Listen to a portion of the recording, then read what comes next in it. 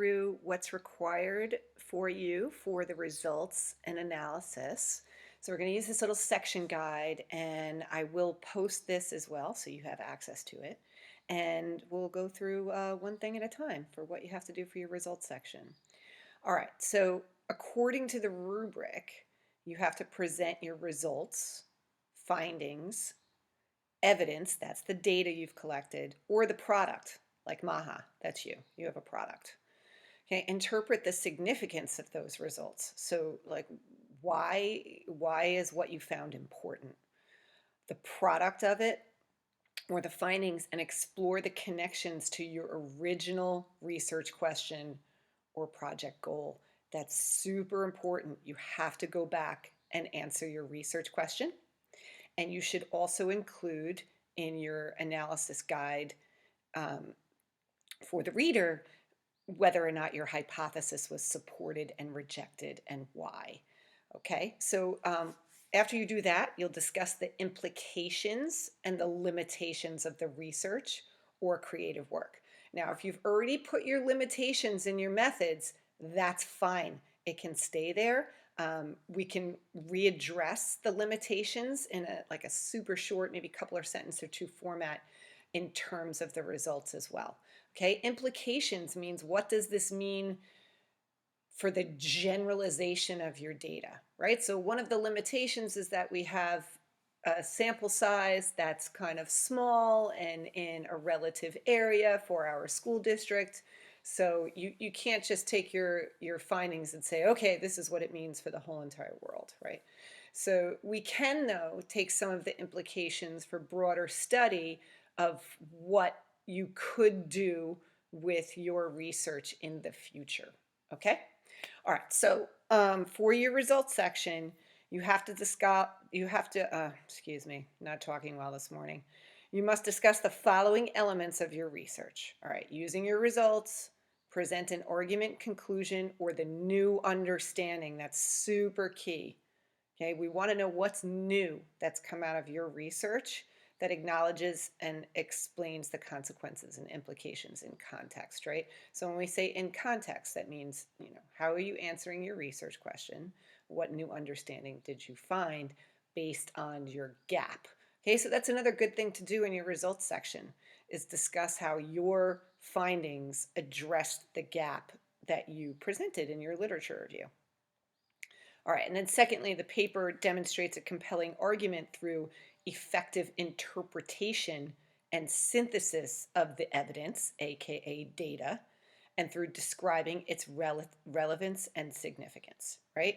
So effective interpretation is things that we've been working on in class. Are you interpreting your frequencies correctly?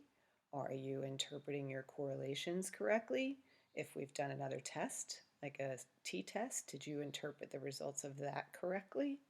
Okay, did you synthesize the evidence? So that means you take the data, here's what we found, 48% of the subjects responded XYZ, and you synthesize that with your evidence based on your literature review. So you pull that back in and you describe its relevance and significance by not only answering your research question, but also by addressing the gap. Okay, so that's more for the analysis section. When we write the results, we kind of just report the results, which most of you have been doing and hopefully is done. I will be checking soon. All right, so to help you determine if you're meeting these criteria, these are things you can ask yourself as you're writing. Number one, did you establish and maintain a tone and style that indicates credibility within the discipline of your paper? So go back to your seminal papers, particularly the ones that are experimental based, read the results section because that's what you're looking to do. Okay, normally in an experimental paper, you will have the results section that's just reporting your findings, and then the discussion, aka the analysis section, is interpreting and analyzing what those results actually mean. Okay, so you want to follow and maintain that tone, so it's super important that you go back to your seminal paper for that. I will also I'll post up some of the papers, from last year, I can do that for you so that you can see how the results in the analysis sections were written. And also, I will post a link to where you can go look at other student papers' work and how the readers actually graded those works. So I'll provide that link for you too. All right, did you organize your data in a way that's logical for the reader? So I think we've all been doing this. We've started out with our descriptive statistics. Here's my sample, here's what it looks like. And then going down into the correlations that are most significant, so that you've all been working on already. I think incorporating some of the images is super important, and we'll also have to do a little tutorial on how your figures need to be formatted in tables as well. Did you break down the data in a way that allows the reader to understand the information provided? So that's pretty key. If you don't understand what you're talking about, neither can anybody else when you're writing about it. So number one, it's super important that you understand what your data means. If you don't know, then you need to ask me, okay, so that we can go over it together. But I think most of us are in a pretty good place for that.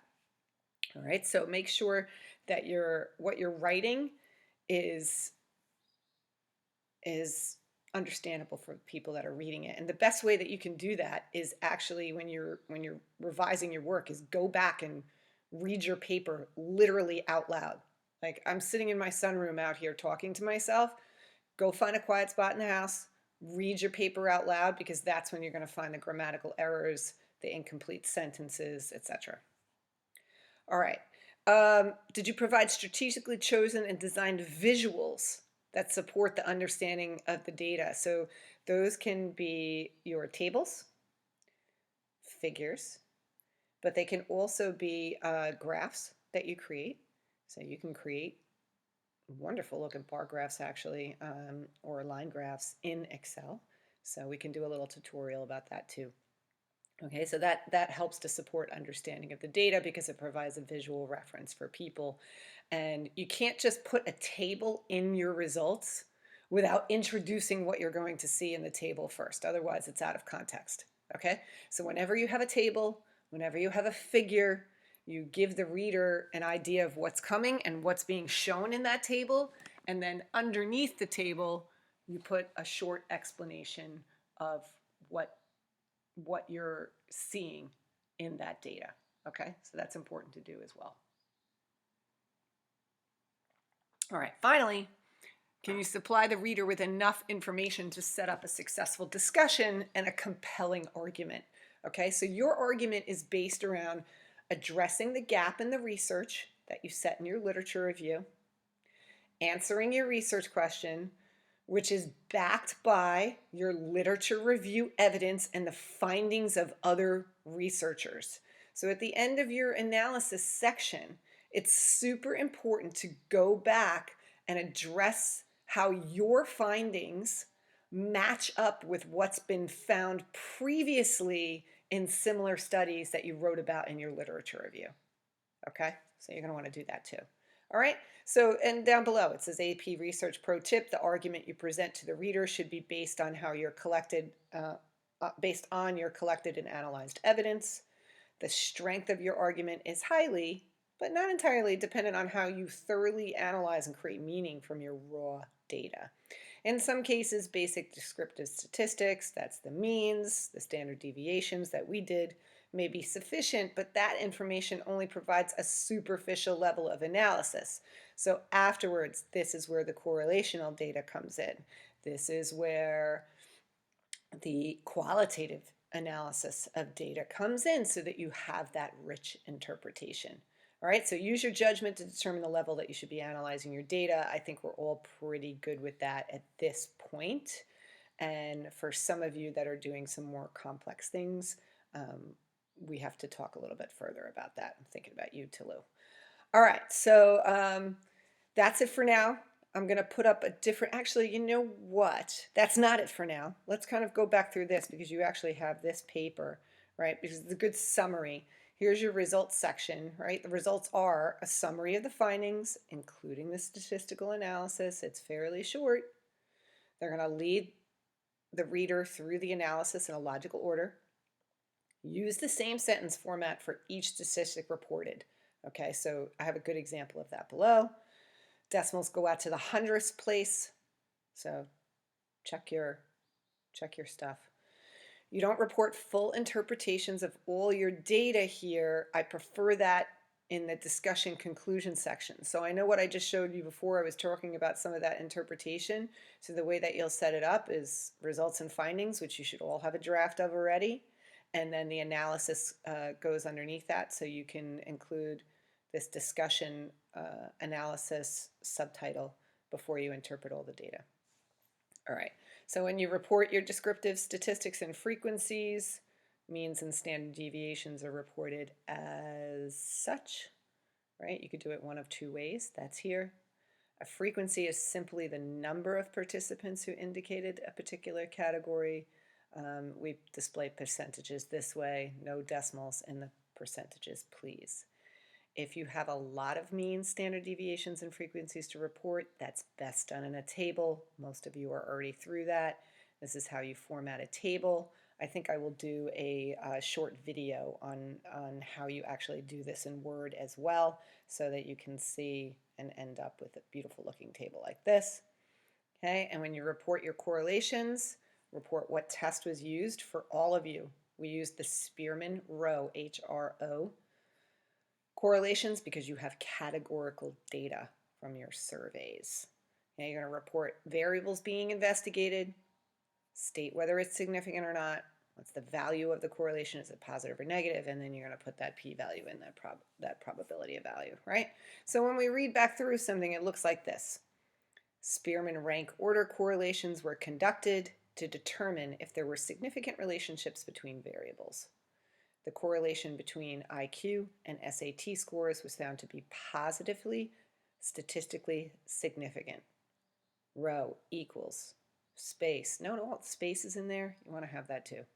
0.65, p is equal to 0.01, and also, see this? I just found a little error. This should be italicized because it's a statistic. In general, those that reported higher IQ scores also had higher scores in the SAT on average, means and standard deviations reported in Table 1. Okay, so you can follow this format just like that in your own papers. If you have a lot of correlations, you're going to report in the table, and I've already been discussing that with many of you, right? So to introduce the table, it looks like this.